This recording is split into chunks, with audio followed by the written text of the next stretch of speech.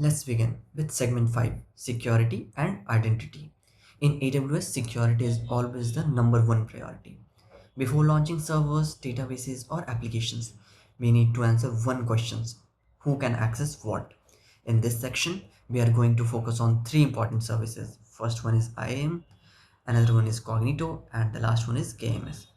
Think of it like a company office. IAM decides which employee can enter which rooms. Cognito manages visitors and customers from outside. KMS protects important document inside locked safes. These three services forms the foundation of AWS security. For the CLF-C02 exam, you will frequently see questions around permission, authentication, encryption, users, roles, and keys. Most of us gets confused between IAM and Cognito. So we will make that crystal clear. By the end of this session, or by end of this section specifically, you will know how IAM control access, how Cognito manages application user, how KMS protects data using some encryptions. So let's start with the most important security service in AWS, that is the IAM. IAM stands for Identity and Access Management. And the definition says IAM help control access to AWS resources securely by managing identities and permissions. But in simple words, IAM decides who can do what on which AWS resources. The first key point is that IAM is a global service. It is not tied to any region. Second point is no extra cost will be charged to you for using IAM. Third point, root user best practice. For IAM, always remember follow the principle of least privilege. That is, you give access to only the privileges required to the IAM user. So, for the exam, always remember never use the root user for daily activities. Never use the root user for daily activities. I'm repeating. Instead, create another IAM user and follow the principle of least privilege. Least privilege simply means giving only the permission required to perform a task, nothing more. And the fourth point is fine grained permissions. IAM uses JSON policies to allow or deny actions. Now, look at how IAM works.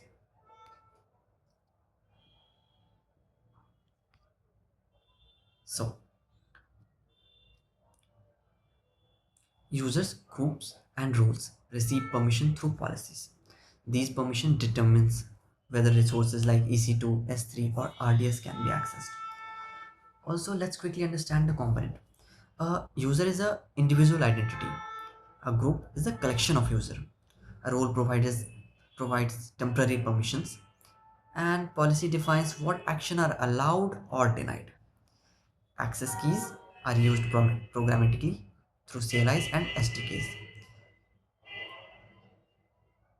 MFA are like it adds an extra layer of security to your account. So, policy types. Policy could be, from example, POV identity based policy attached to a user groups or roles. Then there could be resource based policy. We can apply the IAM policy maybe to a S3 bucket. AWS managed policy create and managed by AWS, like Amazon S3 read only access. It is pre-available. So, example code. Never use root for daily access. Never. It has lots of control. Enable MFA on root user and important IAM user. Create IAM user and give least privilege access. In AWS, we follow the principle of least privilege. And IAM is tied to global. Regularly review and rotate access keys, obviously. Use IAM policies to enforce security.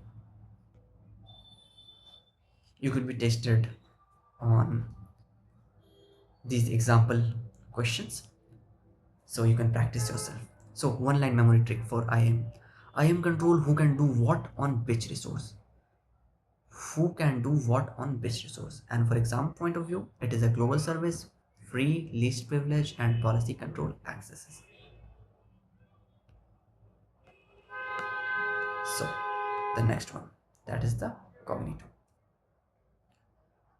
Many beginner confuses Cognito with IAM, and let's make this clear. IAM manages AWS administrator and AWS users. Cognito manage users of your application. The definition says Cognito helps you add sign up and sign in functionality to web and mobile applications.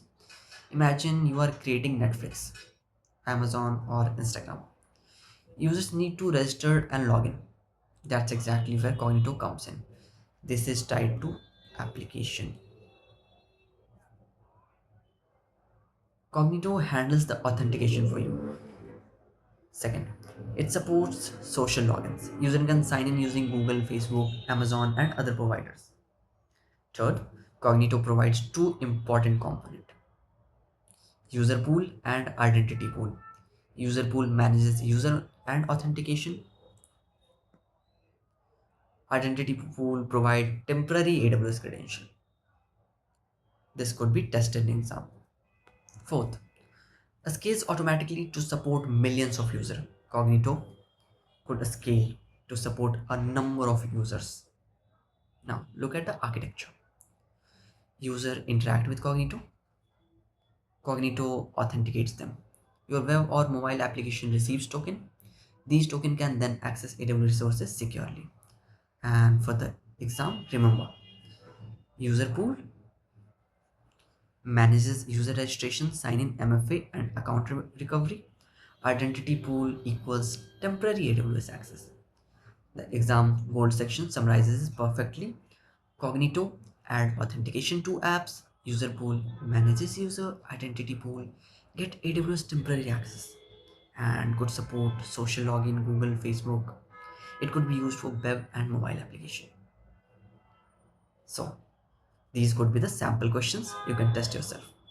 For exam trick, Cognito authenticate users for your application and give access to AWS services. Now moving to AWS KMS. KMS stand for Key Management Service. The definition says KMS helps create and manage encryption keys used to encrypt and decrypt data. Whenever you hear encryption in AWS, might be your answer will be KMS. The first key point is creating and managing encryption key centrally. Instead of every application creating its own key, KMS manages them securely. Second, KMS integrates with many AWS services. Example code include S3, EBS, RDS, Lambda, and many more. Third, you control the keys. AWS protects the infrastructure. And fourth, support automatic key rotation. By default, rotation happens every year. Now, have a look at workflow. Users or applications send encryption or decryption request. KMS uses encryption keys. The encrypted data is then stored in services like S3, EBS, RDS. Let's understand the key types that from the exam POV.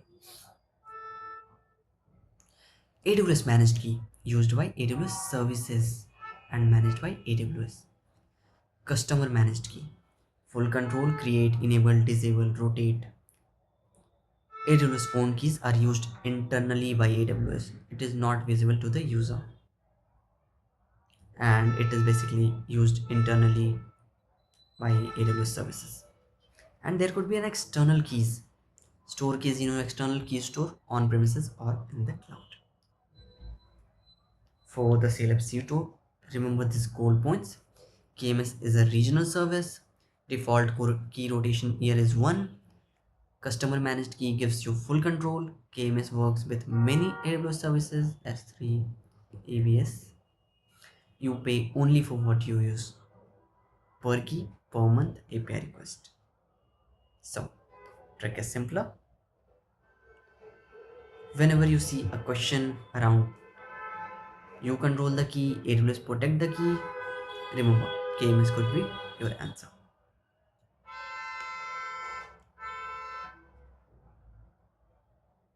So, Let's quickly summarize the entire security and identity section. The first one is IAM.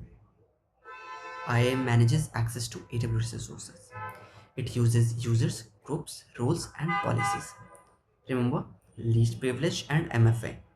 Second, Cognito. Cognito is for application users. It provides sign up, sign in, and authentication. Cognito is for application. These are for user and AWS services. It provides user pool and identity pools. It supports social identity provider Google, Facebook, Amazon. Whenever you see a question around this, think of in terms of security, then the answer could be Cognito. User pool manages user. Identity pool provides AWS access. So these are also remember. Next, for KMS. KMS manages encryption keys, CM keys, and AWS managed key, customer managed key, and AWS managed key. You control the keys, AWS protects the keys. Automatic key rotation and default is 1 year. From exam point of view, there could be AWS certificate manager, provision, manage, and deploy SSL TLS certification, used with services like CloudFront, ALB, API gateway. Your answer is supposed to be AWS certification manager. So, one line trick for the exam. IAM identity and access. Cognito is customer identity. KMS is keys managed security, and ACM is certificate for mobility. So that's pretty much it about security section. We will move to next section.